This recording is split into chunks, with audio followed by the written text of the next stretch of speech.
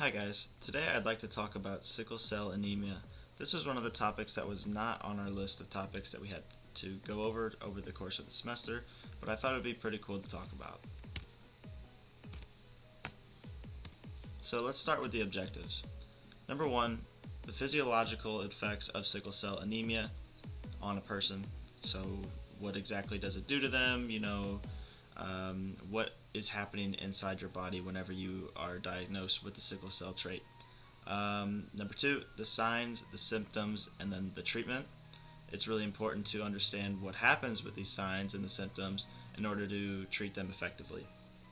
And number three, because this class is for exercise, the exercise techniques that you can choose to better help yourself cope with this disease or your patient cope with this disease. So let's start with, what is sickle cell anemia? It's an inherited condition that results in abnormal hemoglobin, which is the oxygen-carrying protein in red blood cells, and it decreases the ability of red blood cells to carry oxygen throughout the body. So, red blood cells become irregular shaped and resemble a sickle. That's how they got the name. They then become clogged in small blood vessels and therefore do not deliver oxygen to the surrounding tissues. As you can see by the genetics, it is impossible to get the sickle cell anemia. Like, you can't become sickle cell anemic if one of your parents is also not sickle cell anemic. So you can get the trait if they both have the trait, or if one has a trait. So by the figures you can tell if one is usual and one has a trait, then you can either you can become a trait or you can become usual. But it is impossible to become anemic from that. However, if both of them do have the trait, like on the figure to your right, then it is possible to become anemic because you could receive both sickle cell genes. So why do the red blood cells stick together? When sickle hemoglobin gives up its oxygen to the tissues, it'll stick together. This is because the red blood cell becomes sickled, rigid, and inflexible after losing the oxygen. Unable to squeeze through the small blood vessels, the surrounding tissues are starved of oxygen and form a blockage. This is very problematic. These are the signs and symptoms of sickle cell disease. Swelling of the hands and feet is very common, fatigue as well, pain, delayed growth, and jaundice, which is a discoloration of the skin. Over time, sickle cell disease can lead to serious infections and permanent damage to your organs, and even lead to some really serious injuries such as heart failure.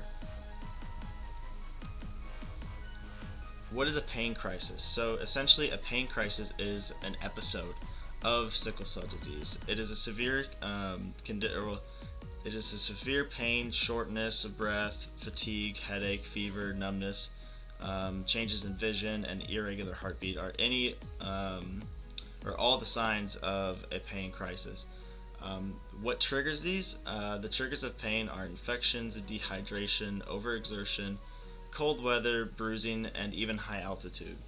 Now, normally, if these are happening, there are treatment methods. There are ways you can try to tolerate the pain, but however, if they do become too drastic, then it's definitely suggested to seek medical attention immediately. So how do you treat sickle cell anemia? Simple treatments include taking antibiotics daily to reduce swelling and decrease your chances of getting infections, which is one of the triggers. Also, adopting a healthy lifestyle, exercising, staying hydrated, and finding ways to manage pain are crucial to stay one step ahead of sickle cell anemia. Other treatments such as blood transfusions and bone marrow transplants are the most effective way. However, it is very expensive, and not a lot of people actually have a good enough genetic match to have this reliable treatment options to them. It's very difficult to find the same blood type and the same bone marrow, which is rare in general, to get a bone marrow donor. So yeah, it's not typically the most reliable method because of this. So can you exercise with sickle cell anemia? There are actually many professional athletes that do carry the sickle cell trait. Therefore, it is safe to exercise under the correct supervision. Sickle cell anemia is most prominent within African Americans. 1 in 12 African Americans do carry the sickle cell trait. For example, Ryan Clark, he is the Pittsburgh Steelers' former safety. He's pictured above. He actually was not able to go to the Denver Bronco game he had years ago because of the high altitude there. Therefore, he had to skip out on that game simply because they didn't think risking the health factors was worth it. So yeah, a little fun fact. How should someone with sickle cell anemia exercise? Individuals with sickle cell anemia should avoid high-impact exercise such as running, jogging, or swimming. These exercises can cause oxygen in the body to circulate at a high rate.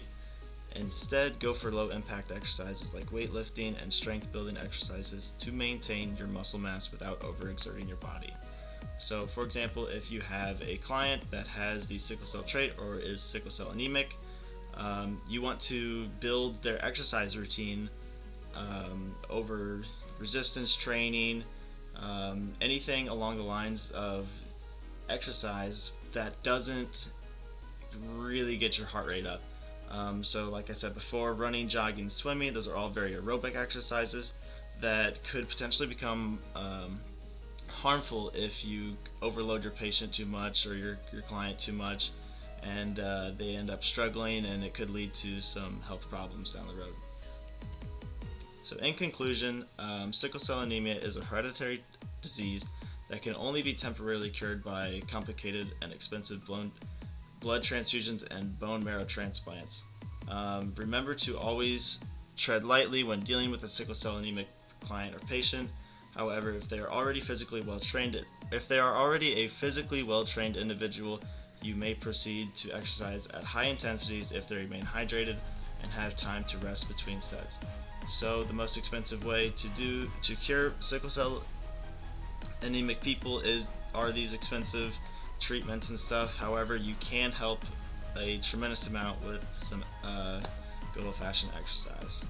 Alright, and then here are my sources. Thanks.